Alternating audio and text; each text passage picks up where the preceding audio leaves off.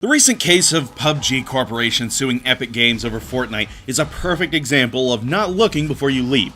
For those that don't know, the folks at the PUBG Corporation decided that Fortnite was too similar to PUBG, a very obvious speculation. Naturally seeking some dough, a lawsuit was filed against Epic Games. There's two pretty major problems with this suit and why it was dropped. The first is PlayerUnknown Battlegrounds runs on the Unreal Engine, which is created and owned by Epic Games. Had the suit gone anywhere, it would have been well within Epic Games' rights to revoke the license for the very engine PUBG was using. But even better, the PUBG Corporation was formed in cooperation by a company in China called Tencent, who also has a pretty sizable stake in Epic Games. That's right, it's essentially a company suing itself in a way. The lawsuit was recently dropped, but it's not the first instance someone's wanted to play ball in court in the gaming industry, only to fall flat on their face. Probably the most infamous lawsuit started our good friends at Nintendo, specifically when they were sued by Universal Studios over Donkey Kong. Donkey Kong was Nintendo's first big international hit, but at the time, the company was still relatively small.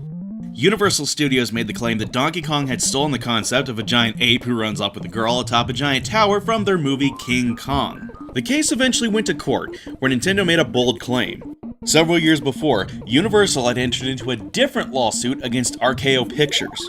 In that suit, Universal stated that RKO did not own the rights to King Kong, but that it was public domain, and therefore, it was completely legal for them to produce their 1976 remake. And in that particular case, Universal won, and Nintendo stated that since King Kong was in the public domain, it was impossible for them to violate any copyright laws.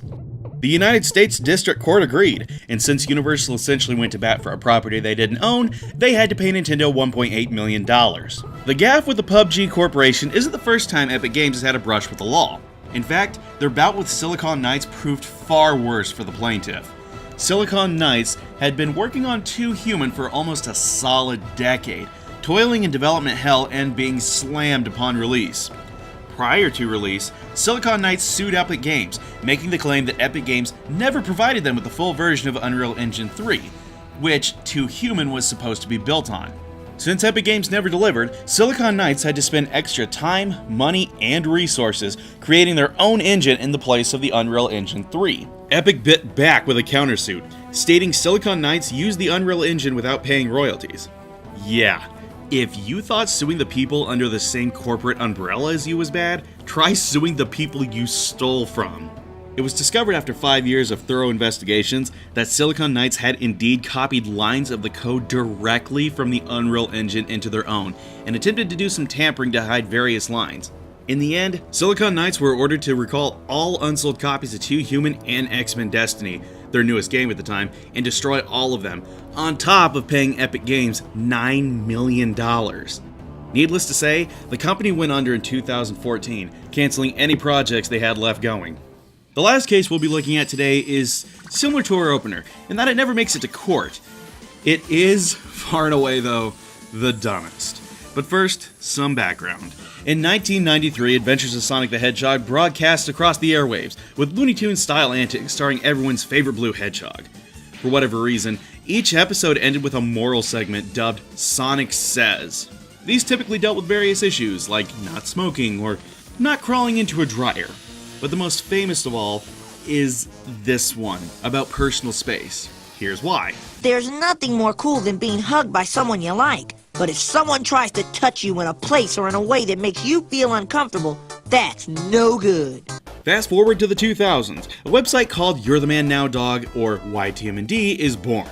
Before video sharing was easy to do, and before YouTube ruined everybody's lives, YTMND was the place to go for essentially an archaic version of Vine, before Vine was an archaic version of Vine. Using just an image and a sound file, users could make a one-shot page to toss whatever they wanted onto the internet. YTMND's goal was to make you laugh, and the site went through many different fads in its heyday, one of which was, as you probably guessed by now, using that particular Sonic Says clip. In 2007, someone at SEGA felt that the users of YTMND had crossed the line and emailed the administrator of the site, Max Goldberg, an ultimatum. Either delete the sites and hand over the domains along with YTMND in its entirety within 7 days, or risk SEGA taking an all-out legal assault on the site. Goldberg was very open about the suit, and his plans to not give SEGA an inch, thus welcoming any repercussions.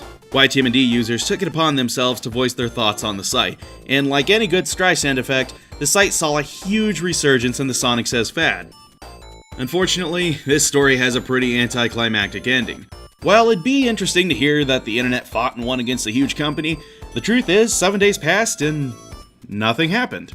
No word from SEGA or any of its branches has ever been made about YTMND to this day, nor did they reply to any news outlet that was trying to figure out what was going on.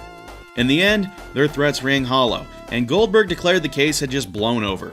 Chalk it up to a forgotten time on the internet where SEGA tried to flex some legal muscle and then ultimately proceeded to forget how to follow through. What we've covered today are just a sampling of some of the most boneheaded legal moves companies have made over the years. It's always interesting to see where money trumped common sense, especially in hindsight.